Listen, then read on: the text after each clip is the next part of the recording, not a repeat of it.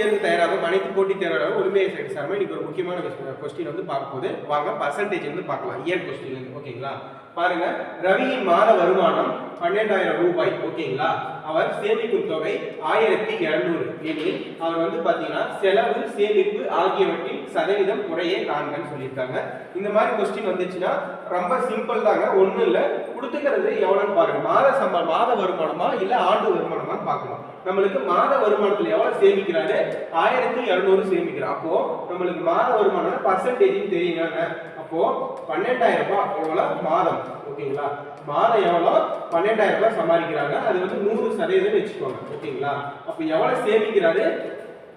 1,200 ரூபாய் வந்து சேமிக்கிறாரு ஓகேங்களா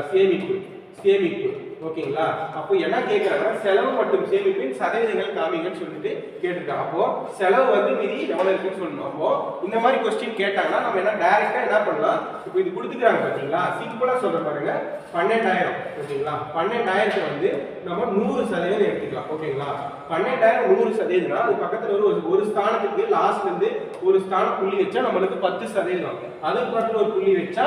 1% ஓகேங்களா அப்போ 1,200ன்றது 10% 120 என்பது 1% ஓகேங்களா நம்மளுக்கு என்ன சொல்லிருக்காங்க ஒரு மாசத்துக்கு எவ்வளவு சேமிக்கிறாங்க 1,200 அப்ப பாருங்க 10% நம்மளுக்கு எவ்வளவு வருது 1,200 வந்துருச்சு ஓகேங்களா அப்ப 1,200 வந்துச்சுன்னா அப்போ 100ல